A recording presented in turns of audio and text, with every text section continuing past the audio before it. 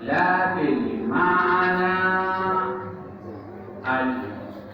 المتحقق لهذه ìtumọ̀ pàápàá tí ń bẹ fómìnira gan kò sí fómìnira tá a gbà yẹn akẹ́gbẹ̀mìnira ló kọ lásán. كنا سابقا بأن الحرية شمس يجب أن تشرقها.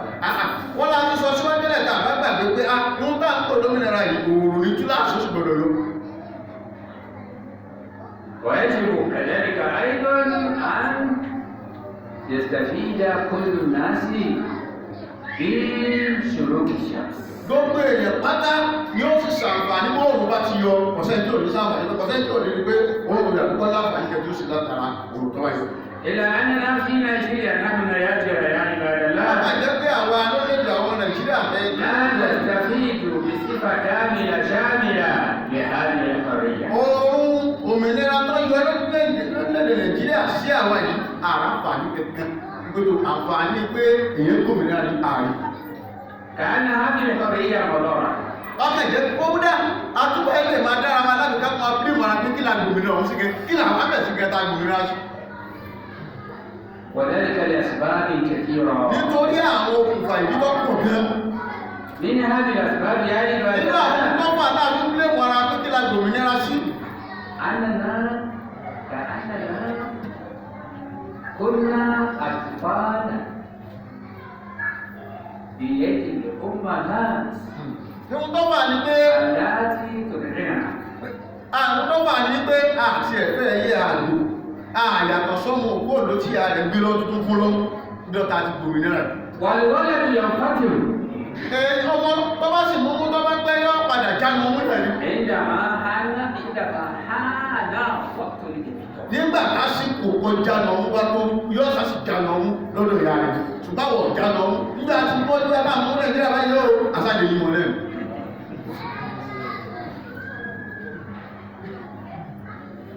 الذين استعمروا غير بلادنا هذه. àwọn tó yẹ pé wọ́n ti mú àwọn orílẹ̀-èdè ní ìlẹ́rú tí wọ́n lò wọ́n yàtọ̀ sí nàìjíríà. وهم يتمتعون بهذه الحرية. àwọn ẹgbẹ́ òmìnira bíi tí wà nínú tí wọ́n dùn ní àwọn òbí òun àwọn tó tẹ́lá òmìnira sí báwọn sí ń dá ara lẹ́gbẹ̀ẹ́ pé kí la òmìnira sí.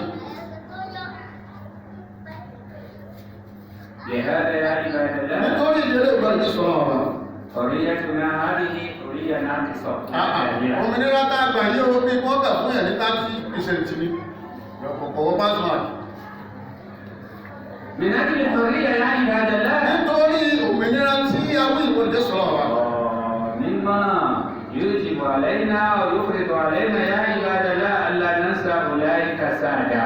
torí bẹ́ẹ̀ láàfin ní gbàgbé àwọn tí wọ́n jẹ́ aṣáájú wa tí wọ́n darí wa. لماذا؟ nítorí bí sì ni. لأننا كافحنا مكافحة حربية. torí pé àwọn òfojúwí kó òkú táwọn òfojúwí tó fi gbòmìnira akẹ̀bá tí wọ́n ti gbòmìnira lẹ̀ àwọn akẹ̀bá wọn mẹ́rin. هذا من ناحية أخرى lágbègbè mi ما حاربنا àjagun بالسيف àfìdàkẹ́kẹ́ jagun ولا بالبطق kò sì jẹ́ àyíbọn ولا بالرماح àyíbọn àyíbẹ́kẹ́ بكل àtàfà àṣádà bí kéèyàn tẹ̀lé òmìnira lágbàá. ولكننا أخذنا الحرية بكل سهولة. gbogbo bí akẹgbẹ̀mìnira yẹn ọ̀rọ̀ pátápátá bí wọ́n tẹ̀sọ́ pé gbà àwọn lọ wọ́n tẹ̀sọ́ fún àwọn الحرب التي حارب أولئك سادة إنما حرب àwọn tí wọ́n ṣáájú wa ìjà tá a lè sọ pé wọ́n jà okùn tá a lè sọ pé wọ́n jà tó gbòmìnira fún nàìjíríà ogun ọ̀rọ̀ lásán àwọn ni wọ́n jagun wọn fẹ́ sọ̀rọ̀. هناك أمثلة يا عباد الله كثيرة أيضا للبلاد الأخرى. àwọn àpèjúwe bẹ́ẹ̀ pọ̀ rẹpẹtẹ fún olébù mi tó yàtọ̀ sí nàìjíríà. على سبيل المثال lápèjúwe ناخذ السودان. ẹjẹ́ àwọn sudan lápèjúwe. sudan tàwí استعمرها البيت والجود. àwọn tó sì náà كما استعمر البيت ni wọ́n mú àwọn náà lẹ́rú tí wọ́n lò wọ́n gẹ́gẹ́ bí wọ́n ṣe mọ́ wa náà lẹ́rú tí wọ́n lò wọ́n tó kúrò lẹ́sẹ̀ wa náà.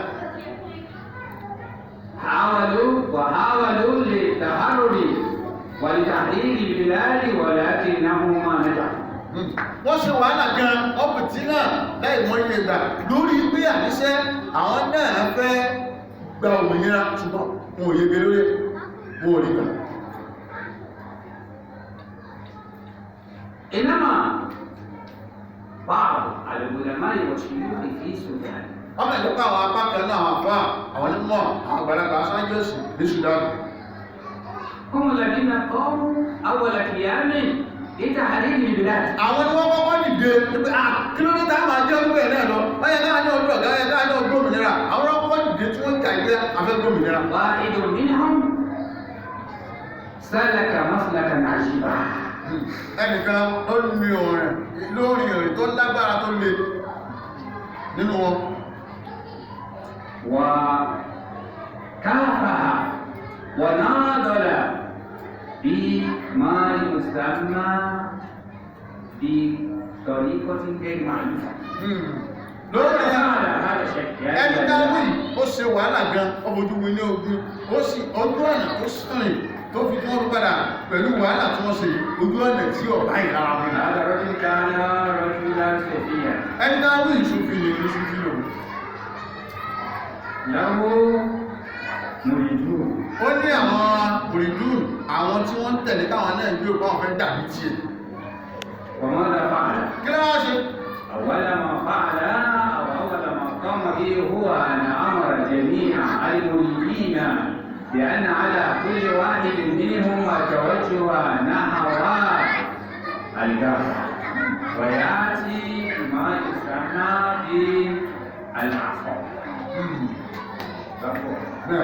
ẹ̀yìn àkọ́kọ́ gọ́ọ̀mẹ̀ntì ṣe òun ní gbogbo àwọn mùrìdùn tí wọ́n jẹ́ ọmọ lẹ́yìn rẹ̀ tí wọ́n tẹ̀lé ọ̀pọ̀ ẹnìkọ̀ọ̀kan láti gbogbo yọ́yá ẹ̀wọ̀n gbogbo lọ ẹ̀rọ mú ìgbàgbọ́ òpin wá ẹ̀lọ́ bí ìgbàgbọ́ òpin ẹ̀lọ́pọ̀ ẹnìkọ̀ọ̀kan. وخصص لهم غرفة خاصة. ọwọ́ àdáyà alákanyẹrí fún wọn.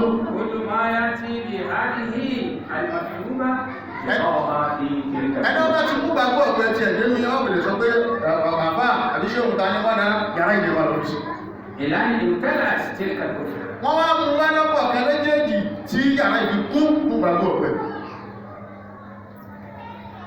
وبدأ يدعو الله سبحانه وتعالى على هذه العصر. tó máa bẹ̀rẹ̀ sí ní ṣe àdúrà ló tí ìgbàgbọ́ ọ̀pẹ tó fi sínú yàrá yìí wọ́n bẹ̀rẹ̀ sí gbé lọ́pọ̀ sàdúrà lórí ẹ̀. بأدعية خاصة. pẹ̀lú àdúrà àdáyẹrí lọ́tọ̀ nínú. وقال لهم بأنهم سيأتون إليه في يوم سيعلنه عليهم. àwọn ọjọ́ kan pọ̀ tí wọ́n wá dọ̀ wọn lọ́wọ́ ọjọ́ ta ní ìyá kejì rẹ̀. وإذا جاء ذلك اليوم nígbà tọ́jọ́ tí wọ́n mú yìí tó ṣàdéhùn yìí. يعني ويقول لهم ذلك. ó sọ fún ọgbọ́n ọjọ́ ìbá tó ìtọ́jọ́ كل ìbá. واحد يأتي ويأخذ من هذه. ó kálukú yín ẹ padà wá ẹ wọ́n máa mú pọ̀ kánú gbàgbó tẹ dá sínú yàrá yìí ẹ sì máa mú padà. الغرض أننا نود مشاركة أولئك المستعمرين نطاردهم ونخرجهم من بلادنا هذه. kí ni wọ́n bẹ́ẹ̀ gbàgbọ́ ìṣe? الشدة. ìhun tó bẹ́ẹ̀ gbàgbọ́ ìṣe ni pé ó bá kálukú tẹ bá ti mú iṣẹ́ tá a fi ṣe tá a kẹ̀lé ṣàṣẹ lórí ìgbàgbọ́ ọ̀pẹ nígbà ìgbàgbọ́ ọ̀pẹ ṣe pé gbogbo àwọn tí wọ́n mú wa lẹ́rù yìí pátápátá láàyè wọn láàyè wọn kò nínú wa. ومن ذلك بدل يشدد على المستعمرين ويعلن عليهم أنه هو ومريدوه سيحاربونه. wọ́n máa ń padà bẹ̀rẹ̀ bá rẹ̀ pé ومن أراد النجاة بنفسه وعليه الخروج بنفسه قبل إخراجه. bàbá iṣẹ́ ó bá padà ẹ̀ máa ń bẹ̀rẹ̀ bá wọn yẹ̀ pé níjọ́ báyìí lásìkò báyìí gbogbo àwọn àtàwọn mòríkì òun gbogbo àbẹ̀rẹ̀ jà á sì jagun gbogbo ẹgbẹ́ kú wa lẹ́nu gbogbo yìí láti kú ẹni ọba fẹ́ yege nù yín tọ́fẹ́ kúndélé tọ́fẹ́ gbélé rẹ̀ láyọ̀ tàlàbíà kó ètè jáde kó lóde lè kó tó yọ ìta. وأعلن ذلك أيضا لجميع سكان البلاد. ó sì kéde gbogbo ẹjọ́ ọ̀sùn náà pátápátá pé kò náà fẹ́ sí. في الخرطوم wọ́n pè ní ọkọ̀ tó. أيقع هذا أم لا يقع؟ ṣé ń dá àbá àbí ìṣọ́sẹ̀ أمر متردد عليه يا عباد الله جاء ذلك اليوم نعم جاء ذلك اليوم وجاء المريدون وبدأوا يأخذون كل واحد منهم يأخذون نعم كل واحد منهم يأخذ من هذه الأعوام lóòdú kúkúrú ọjọ́ ta wí ọjọ́ pé ọjọ́ jẹ́ lóòótọ́ gbogbo ọ̀kan náà wòrí bí wọ́n bẹ̀rẹ̀ sí máa mú ọ̀kan ní ìgbàgbọ́ ọ̀pẹ́ استعد لهم المستعمرون wọ́n ti pèsè kalẹ̀ fún àwọn tí wọ́n mú wọn lẹ́rù ní ọ̀dálẹ̀ أنفسهم استعدوا لهذا اليوم wọ́n ti pèsè kalẹ̀ àwọn tí wọ́n mú wọn lẹ́rù ti pèsè kalẹ̀ di ọjọ́ ta wí وجاء اليوم ọjọ́ bá pé تكتل كل واحد يعني كل فرقة gbogbo ikọ̀ من هذه الفرق nínú ọkọ̀ tó wà nínú بهذه الأعوام فقط يا عباد الله pẹ̀lú ìgbàgbọ́ ọ̀pẹ́ ta wí gbogbo ìjọ sọ́nà wa التي أخذها أولئك المريدون ومن شاركهم èyí tí wọ́n ti dípọ̀ kẹ́ mú lọ́wọ́ àtàwọn táwọn náà participate mẹ́ tó bá wọn kẹ́gbẹ́ mẹ́ يضربون بها أولئك المستعمرون ní wọ́n bá bẹ̀rẹ̀ sí ní fi lú àwọn tí wọ́n mú wọn lẹ́rù المستعمرون أنفسهم وأيضا يحاربونهم ومع ذلك يا عباد الله فإن جميع القوى المعتدة من ناحية المستعمرين ضعفت على وجه هؤلاء المستعمرين تلك الأعوام التي أخذوها فإنها حاجة فإنها قطع فإنها كذلك أيضا شاقة وتفرق هؤلاء المستعمرون وبدأوا يخرجون بأنفسهم بسبب إرهاب أولئك المريدين. nígbà tí ọjọ́ pé gbogbo àwọn òdídí tó ti mú pọ̀ nínú ìgbàgbọ́ yìí èyí tí àwọn tí náà ti kéde fún wọn tẹ́lẹ̀ wọ́n ti kéde fún àwọn tí wọ́n fún wọn lẹ́kọ́ wọn lẹ́tẹ̀lẹ̀ pé jọba yìí agbára wa lẹ̀ gbogbo àwọn tó mú wọn lẹ́rù náà tí wọ́n ń lò wọ́n àwọn náà ti múra lẹ̀ lórí gbogbo agbára tí wọ́n ní tó dá wọn lójú tó sì lé tó lágbára àwọn náà ti múra lẹ̀ àwọn tí wọ́n sì mú lẹ́rù náà àwọn náà ti láwọn ò nígbà gbogbo agbára náà tó wọ́n mú wọn lẹ́rù lò lórí wọn nígbà tó jọ pé gbogbo ẹ̀ wọ́n ló ṣe kìí ṣẹ́fẹ́ àmọ́ ìgbàgbọ́ tí sẹ́yìn lọ́ọ̀ ṣàgbé àsìkò ọlọ́run lọ́ọ̀kan gbà wọn lé ó di ohun tó mú jàdá lọ ó mú jọ̀bí lọ ó lè tọ́ lágbára kó bá ti kà wọ́n tí wọ́n mú ọlẹ́rù yìí ó kọ́ ń padà sálọ ní gbẹ̀yìn بالاختصار ní kúkúrú هذا هو السبب الرئيسي لتحرير بلاد السودان. eléyìí gan ni ohun tó ṣokùnfà rẹ̀ tí àwọn ará Sudan tí wọ́n fi ní òmìnira وتحررت البلاد. ìlú wọn náà bá frí láti gbà náà هذا من الجلائل. eléyìí láti kẹrì owó jésù ọ̀rọ̀ الوقت يدنا يا àti ìlú ọgbà aláìkú وربما